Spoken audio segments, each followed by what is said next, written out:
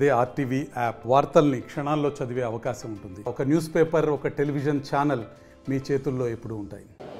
కూటమి ప్రభుత్వం అధికారంలోకి వచ్చి ఏడాది 4 నెలలు పూర్తి అవుతున్న నేపథ్యంలో మనతో మాట్లాడడానికి BJP Adoni MLA doctor Parthasarathy ఉన్నారు. సార్ చెప్పండి, ఈ ఏడాదిన్నర కాలంలో సుమారు ఏం చేశారండి? కూటమి ప్రభుత్వం ఏర్పడి ఏడాది దాటింది. 1 సంవత్సరం దాటినప్పటికీ కూడా ఇంకా గత ప్రభుత్వం చేసినటువంటి దురాగతాలని కవర్ చేసుకోవడం సరిపోతా ఉంది మాకు. ఎందుకంటే వాళ్ళ రాష్ట్రాన్ని పూర్తిగా ఆర్థికంగా చిన్నాభిన్నం చేయడం కానీ, చివరికి ఏ పరిస్థితుల్లోకి వచ్చిందంటే జీతాలు కూడా సరిగా ఇవ్వలేని పరిస్థితుల్లో వదిలిపెట్టిన ఈ రాష్ట్రాన్ని సరైన సమయంలో జీతాలు, పెన్షన్లు ఇస్తూ మళ్ళీ సంక్షేమం వైపున, అభివృద్ధి వైపున నడిపించడానికి తీవ్రమైన ప్రయత్నం చేస్తాం. ఎన్నికలకు ముందు కూటమి ప్రభుత్వం వస్తే ఏం చేస్తామని హామీలు ఇచ్చినామో వాటిని ఒకటొకటే నెరవేర్చుకుంటూ వచ్చే ప్రయత్నం చేస్తాను. సూపర్ 6లు ఇవ్వలేదు, వచ్చిన వెంటనే సూపర్ 6లో మొదటి పెన్షన్ ఇచ్చినాం. తర్వాత వరుసగా మనం చేస్తున్న అన్నా క్యాంటీన్లు మొదలు పెట్టుకోండి, లేకపోతే తల్లికి వందనం తీసుకోండి, అన్నదాత సుఖీభవ తీసుకోండి, మిగతా ఆగస్టు 15 నుంచి వచ్చేటువంటి ఆర్టీసీ బస్సుల్లో ఉచిత ప్రయాణం వరకు సుమారుగా ఏవేవైతే హామీలు ఇచ్చామో వాటిలన్నింటినీ కూడా నెరవేర్చుకుంటూ వస్తాం. అసాధ్యము, కూటమి ప్రభుత్వం ఏర్పడితే ఈ హామీలను అమలు చేయడం సాధ్యం కాదు అని అందరూ భావించారు. ఆ రకంగా ప్రచారం కూడా చేశారు. మేము ఇది చేస్తాము అని ఒకవైపున ఎన్నికల సందర్భంలో చెబుతూ ఉంటే వీళ్ళు చెయ్యలేరు, వీళ్ళు ఫెయిల్ అవుతారు, ఒక్కటి కూడా అమలు చేయలేరు, చేసిన ఎలక్షన్లు అయిన చివరి రోజు 4 సంవత్సరాలు ఊరుకుంటే 5వ సంవత్సరంలో మాత్రమే చేస్తారు అనేటువంటి ప్రచారం చేశారు. అవన్నీ పటాపంచలు అవుతూ ఈరోజు ఒక్కొక్క హామీని నెరవేరుస్తూ ప్రజల ఆకాంక్షలకు అనుగుణంగా ఒకవైపున సంక్షేమాన్ని, ఒకవైపున అభివృద్ధిని చూపించగలుగుతున్నాం. అంటే ఒకవైపు మీరు సూపర్ 6 పథకాలు అమలు చేయలేకపోతున్నారు, ఇచ్చిన హామీలు ప్రజల్లోకి తీసుకెళ్ళలేకపోతున్నారు, కాబట్టి డైవర్షన్ పాలిటిక్స్ చేస్తున్నారు, రెడ్ బుక్ రాజ్యాంగం అమలు చేస్తున్నారు, వైసీపీ పెద్ద ఎత్తున విమర్శిస్తున్నారు. మాకు రెడ్ బుక్ రాజ్యాంగం అంటూ ఏం లేదు. మాకున్నది ఒకే ఒక భారతదేశ రాజ్యాంగం ఒకటే ఉంది. రెడ్ బుక్లో రాసుకున్నది వాళ్ళు చేసినట్టు దుర్మార్గాలు రాసుకున్నారు మా వాళ్ళందరూ కూడా. ప్రతి ఒక్క ఎమ్మెల్యే, ప్రతి ఒక్క మంత్రి లేదా లోకేష్ బాబు గారు, చంద్రబాబు నాయుడు గారు వీళ్ళు చేసిన దుర్మార్గాలన్నింటినీ బుక్లో రాసుకున్న దాన్ని రెడ్ బుక్గా పేరు పెట్టుకున్నారు అంతే. అందరి దగ్గర బుక్కులు ఉన్నాయి. ఆ బుక్కుల్లో వాళ్ళు చేసిన తప్పుల్ని సరిచేసే ప్రయత్నం చేయడమే దాని ఉద్దేశం, అంతే తప్ప రెడ్ బుక్లో రాజ్యాంగం ఏమీ ఉండదు. రెడ్ బుక్ నార్మల్గా బుక్ లాగా ఉంటుంది అంతే. రాజ్యాంగం అన్నది ప్రపంచంలో ఎలా అన్ని దేశాలకు ఉంటుందో భారతదేశంలో కూడా మనకు ఒకే రాజ్యాంగం ఉంది. ఆ రాజ్యాంగబద్ధంగా ఎక్కడా అక్రమాలకు పోకుండా రాజ్యాంగాన్ని పూర్తి స్థాయిలో అమలు చేస్తూ రాజ్యాంగానికి లోబడి, చట్టాలకు లోబడి వీళ్ళు చేసిన తప్పుని ప్రజల ముందు ఉంచి కఠినంగా శిక్షించడమే మా బాధ్యత. అంటే కక్ష కట్టి కావాలనే లిక్కర్ స్కామ్లో ఇరికించారు, ఇది తప్పుడు కేసులని ఒకవైపు మాజీ మంత్రి జగన్ చెప్పేటప్పుడు పరిస్థితి. అది ఇంకా ప్రజలు నవ్వుతూ ఉన్నారు. ఎందుకంటే ఇది తప్పుడు కేసు అని ఎవరన్నా అన్నారంటే మాత్రం అది నిజంగా ప్రజలకే నవ్వు వస్తూ ఉంది. కోట్లాది మంది, లక్షలు కూడా కాదు, కోట్లాది మంది మందు తాగేటువంటి నా అన్నదమ్ములందరినీ అడగండి, ఎవరి దగ్గరైనా ఈ మైక్ పెట్టుకొని అడగండి, వీళ్ళు చేసిన దుర్మార్గాన్ని చెప్తారు. వాళ్ళు కోరుకున్నటువంటి మద్యాన్ని కాకుండా వాళ్ళ ఫ్యాక్టరీల్లో సొంతగా తయారు చేసుకున్నటువంటి మద్యాన్ని ప్రజలకు బలవంతంగా తాగించి వాళ్ళ ఆరోగ్యంతో చెలగాటమాడి వాళ్ళ దగ్గర ఉన్న డబ్బులన్నీ పీక్కొని, అంటే మద్యం ధరలు పెంచేసి అమాంతంగా దానన్నీ తీసుకెళ్ళి నల్లధనంగా చేసుకొని కుప్పలు తెప్పలుగా ఎక్కడెక్కడ పెట్టారో అవన్నీ కూడా బయటకు వస్తూ ఉన్నాయి. ఇప్పుడు ఇవన్నీ చూస్తుంటే మనకు అర్థమవుతుంది, సామాన్యుడితే చాలు. ఏమయ్యా, నేను 2 ప్రశ్నలు అడుగుతాను. ఒకటి, మీరు జగన్మోహన్ రెడ్డి గారు ముఖ్యమంత్రి అయిన తర్వాత ధరలు పెంచి ప్రజలనెత్తిన ఆర్థిక భారం మోపింది నిజం కాదా? కోట్లాది మంది 100 రూపాయలకు తాగుతున్న మద్యాన్ని 250 రూపాయలకు తీసుకెళ్ళింది నిజం కాదా? క్వార్టర్ బాటిల్ని అంతెందుకు, మొత్తం డబ్బులు తీసుకెళ్ళి ఎక్కడెక్కడ పెట్టారో అని ఇప్పుడు ఎలుకలు లోడినట్లు లోడుతూ ఉంటే బయటపడుతున్నది అందరూ చూస్తూ ఉన్నారు కదా. పోనీ చేసిన వాళ్ళు విలాసవంతమైనటువంటి కార్లలో చేసిన వాళ్ళు స్పెషల్ ఫ్లైట్లో తిరుగుతున్న ఫోటోలు, వీడియోలు ఈరోజు సోషల్ మీడియా తిరుగుతుంది నిజం కాదా? ఒక సామాన్యుడికి స్పెషల్ ఫ్లైట్స్, లగ్జరీ కార్లు, కోట్లాది రూపాయలు పెట్టెలుగా డబ్బులు ఎక్కడి నుంచి వస్తాయి? ఇవన్నీ జగన్మోహన్ రెడ్డి కాదా? పోనీ కోర్టులు చెబుతా ఉన్నాయి ఈ కేసులో, ఈ మద్యం కేసులో అన్ని రకాల సాక్ష్యాధారాలు ఉన్నాయి అని చెప్తున్నాయి. ఇప్పటికే 13 మంది అరెస్ట్ అయినారు. మరి కోర్టులు ఎందుకు కక్ష కడతాయి? మేమంటే రాజకీయంగా ఏదో చెప్పాము, కక్ష కట్టాము అనుకుందాం. కోర్టులు కక్ష కడతాయా? కోర్టుల్లో వీళ్ళు బెయిల్ కోసం వేసినప్పుడు అంతా కోర్టులే ఆశ్చర్యపోతున్నాయి. ఇంత డబ్బులు తినేసి మళ్ళీ బెయిల్కి ఎలా వస్తారయ్యా అని అడుగుతూ ఉన్నాయి కదా. మరి కోర్టులు అనాలి కదా.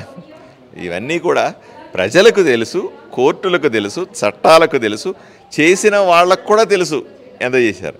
ఇంకా దీన్ని మేకపోతు గాంభీర్యాన్ని చూపించడం ఎందుకు అని అడుగుతాను. అంటే ఒకవైపు జగన్మోహన్ రెడ్డిని పాత కేసుల్లో కావచ్చు, లిక్కర్ స్కామ్కి సంబంధించిన కేసులు కావచ్చు, బీజేపీ కాపాడుతుంది అనేటువంటి ఒక ప్రధానంగా రాజకీయ చర్చ జరుగుతుంది. బీజేపీ ఎవరిని కాపాడదు, ఎవరిని శిక్షణ. మాకు శత్రువులు ఉండరు, మిత్రులు ఉండరు. మేము రాజకీయంగా మాకు ప్రత్యర్థులు మాత్రమే ఉంటారు. వాళ్ళ సిద్ధాంతాలు వేరే, మా సిద్ధాంతాలు. వాళ్ళ మద్యం సిద్ధాంతం, మాది నిజాయితీతో కూడినటువంటి సిద్ధాంతం. ప్రజలకు సేవ చేయడం మా సిద్ధాంతం, ప్రజల్ని ఏడిపించుకొని తినడం అనేది వైసీపీ సిద్ధాంతం. సో మాకు ఎవరితో ఎటువంటి లాలూచీలు ఉండవు, ఎవరితో కూడా మాకు సంబంధాలు ఉండవు. ఏదైనా ఉంటే రాజకీయపరమైనటువంటి విభేదాలు ఉంటాయి. ఎవరిని కక్ష కట్టం, ఎవరిని చంకలో ఎత్తుకొని తిరగం, రెండూ చెయ్యం మేము. ఎవరెవరు చేసిన పాపాలు వాళ్ళని చుట్టుకుంటాయి. తప్పనిసరిగా తప్పు చేసిన వాళ్లకు శిక్ష పడక తప్పదు. జగన్మోహన్ రెడ్డి గారు ఇప్పటికే అంటే ముఖ్యమంత్రి అయ్యే సమయానికే సుమారుగా 41 ఆర్థిక లావాదేవీలకు సంబంధించిన కేసుల్లో ముద్దాయి. ఆయన 5 సంవత్సరాల పాటు ఎవరిని కోర్టులకు వెళ్లకుండా మేనేజ్ చేసుకున్నాడు.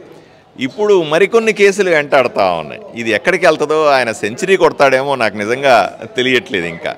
సో మీ నియోజకవర్గంలో ఈ ఏడాదిన్నర కాలం ఏం చేశారంటే? ఆదోని నియోజకవర్గానికి నేను అన్ని విధాలుగా కూడా అభివృద్ధి చేయడానికి ప్రయత్నం చేశాను. ఏదైతే ప్రజలకు సాధారణ అవసరాలైనటువంటి మంచినీళ్ళైనా సరే, దానికి రోడ్లకు సంబంధించిన సరే, డ్రైనేజీలకు సంబంధించిన అంశమైనా సరే, లేదా ప్రజల అవసరాలకు ఉపయోగపడే చిన్న పెద్ద ఏ అంశంలో అయినా సరే నిరంతరం ప్రజలకు అందుబాటులో ఉండి నేను ఈ మాత్రం గట్టిగా చెప్పగలను.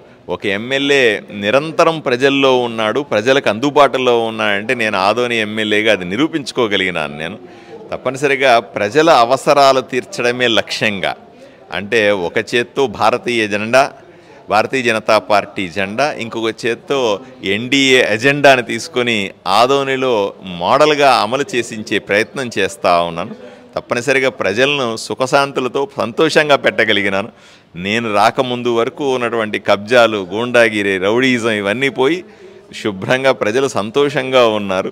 తప్పనిసరిగా ఈ 1.5 సంవత్సరంలో ఆదోని ప్రజలను సంతృప్తిగా ఉంచగలిగినాననే నమ్మకం నాకుంది. మీరు ఒకవైపు ప్రజలను సంతృప్తిగా ఉంచాలి, మరోవైపు అభివృద్ధి చేయాలని చేపడతా ఉంటే, ఒకవైపు వైసీపీ పార్టీ, మరోవైపు కూటమిలో ఉన్నటువంటి నాయకులే ఇబ్బందికరమైన పరిస్థితులు క్రియేషన్ చేస్తున్నారనేటువంటి ప్రధానంగా చర్చ జరుగుతుంది. ఏమంటారు?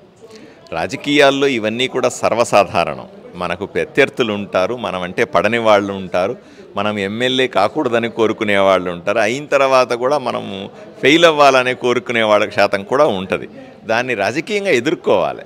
ప్రజల తోడుతో, ప్రజల ఆశీర్వాదంతో, ప్రజలతో మమేకమై ఇవన్నీ కూడా చాలా సులభంగా ఎదుర్కోగలనే నమ్మకం నాకుంది. నేను క్రమశిక్షణ కలిగినటువంటి ట్రైన్డ్ కార్యకర్తని. భారతీయ జనతా పార్టీలో నేను ఎన్నో పదవులు చూశాను, పార్టీ పదంగా చూశాను, ప్రభుత్వంలో కూడా చూశాను. కాబట్టి నాకు ఇటువంటి రాజకీయాలు ఎదుర్కోవడం చాలా సులభం. ఈ మధ్యకాలంలో గడ్కరీని కలిశారు, ఏం మాట్లాడినారు? కేంద్ర మంత్రి నితిన్ గడ్కరీ గారు విజయవాడకు వచ్చిన సందర్భంలో కర్నూలు నుంచి ఆదోని వరకు ఉన్నటువంటి స్టేట్ హైవేలన్నింటినీ కూడా, స్టేట్ హైవేలన్నింటినీ కూడా, నేషనల్ హైవేస్ కూడా, అంటే రాష్ట్ర రహదారులన్నింటినీ కూడా జాతీయ రహదారులుగా మారిస్తే కేంద్ర ప్రభుత్వం నుంచి డబ్బులు తెచ్చుకోవడం సులభం అవుతుంది. సో ఇప్పుడు మనం చూస్తున్నాం, ఆదోని నుంచి కర్నూలుకు రావాలంటే ఒకే రోడ్డు మీద ఇటు అటు వెహికల్స్ పోతూ ఉంటే యాక్సిడెంట్లు జరుగుతున్నాయి, రకరకాల ఇబ్బందులు. రోడ్డు కూడా అంత బ్రహ్మాండంగా లేదు. దీన్ని 4 ways గానో 6 ways గానే చేసుకోవాలంటే అది జాతీయ రహదారిగా మార్చాలి, దాని స్టేటస్ను మార్చాలి. అలాగే చాలా కాలంగా పెండింగ్లో ఉన్నటువంటి రోడ్డు వైడనింగ్లు, గుత్తి నుంచి బళ్ళారి వరకు ఉండాల్సిన ఆదోని వరకు ఉండాల్సిన రోడ్డు అయితేనేమి, లేకపోతే మిగతా రోడ్లన్నింటినీ కూడా నిధులు విడుదల చేయాలంటే కేంద్ర ప్రభుత్వ సహకారం కావాలంటే కేంద్ర ప్రభుత్వ ఆధీనంలోకి ఈ రోడ్లన్నీ పోవాలి. అందువల్ల ఆయన రిక్వెస్ట్ చేశాను, దయచేసి అత్యంత వెనుకబడిన కర్నూలు జిల్లాలో రోడ్లని విస్తరించగలిగితే, నిధులను ఖర్చు పెట్టగలిగితే ఇక్కడ అభివృద్ధి సాధ్యమవుతుంది అన్నది నా వాదన. ప్రధానంగా మీ నియోజకవర్గంలో పనిచేసినటువంటి కార్యకర్తలకి కనీసం నామినేటెడ్ పదవులు ఇవ్వడంలో కొంత ఇబ్బందికరమైన పరిస్థితులు, అసంతృప్తితో ఉన్నారా మీరు ప్రభుత్వం పైన? నాకెప్పుడు అసంతృప్తి ఉండదండి. నాకు జీవితకాలంలో ఒకటి తెలుసు, భారతీయ జనతా పార్టీ నాకు నేర్పించింది పోరాటమే. పోరాటం చేయడం ఒకటే తెలుసు నాకు, సాధించి ప్రజల కోసం పెట్టడమే తెలుసు నాకు. నాకెప్పుడు అసంతృప్తులు లాంటివి, ఎందుకంటే జీవితంలో చిన్న వయసులో నేను ఎమ్మెల్యే అయినాను. ఎక్కడో డాక్టర్గా ఉన్న వాడిని తీసుకొని వచ్చి రాజకీయాల్లో తర్ఫీదిచ్చి, రాజకీయాల్లో ప్రోత్సహించి ఈరోజు నన్ను ఎమ్మెల్యే చేసింది నా పార్టీ. నాకు అసంతృప్తి ఎందుకు ఉంటుంది? కాకపోతే బీజేపీ కార్యకర్తలకు కానీ లేకపోతే ప్రజలకు కానీ ఏదైనా అసౌకర్యం కలిగినప్పుడు తప్పనిసరిగా నేను స్పందిస్తూ ఉంటాను. అది నా స్వభావం, అంతే తప్ప నాకు అసంతృప్తులు అంటూ ఏమి ఉండవండి. సో సూటిగా ఫైనల్గా మీ నియోజకవర్గానికి ఏం చేయబోతున్నారు, రాబోయే కాలంలో ఈ ప్రభుత్వానికి ఏం చెప్పదలుచు? తప్పనిసరి నాకు ఆదోని నియోజకవర్గం సర్వస్వం. కర్నూలు జిల్లాను అభివృద్ధి చేసుకోవాలి. కర్నూలు జిల్లాని ఎంత అభివృద్ధి చేస్తే అంత, ఎందుకంటే మిగతా జిల్లాల్లో కూడా నేను తిరుగుతూ ఉంటాను. అన్ని జిల్లాల్లో చూసినప్పుడు ఆ కర్నూలు జిల్లా వెనుకబాటుతనం నన్ను బాగా ఇబ్బంది పెడుతుంది, మానసికంగా నేను ఎంతో బాధపడేలాగా చేస్తుంది. ఈ మిగతా జిల్లాలాగా నా జిల్లా కూడా అభివృద్ధి చెందాలా అనే బాధ నాకు ఎప్పుడూ మనసులో ఉండిపోతుంది. దానికోసం నిరంతరం పనిచేయడానికి ప్రయత్నం చేస్తాం.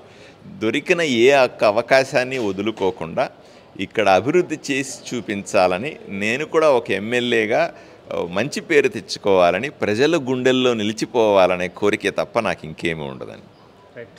మొత్తంగా చూసుకుంటే బీజేపీ పార్టీ ట్రైండ్గా నన్ను తీర్చిదిద్దింది, తప్పనిసరిగా నా ప్రాంత అభివృద్ధి కోసం పనిచేస్తానని చెప్పేటువంటి పరిస్థితి. వీడియో జర్నలిస్ట్ చంద్రశేఖర్తో హుస్సేన్ RTV కర్నూలు. మరిన్ని వీడియోస్ కోసం ఛానల్ సబ్స్క్రైబ్ చేయండి, లేటెస్ట్ అప్డేట్స్ కోసం వాట్సాప్ ఛానల్ ఫాలో చేయండి అండ్ లింక్ డిస్క్రిప్షన్ లో ఉంది.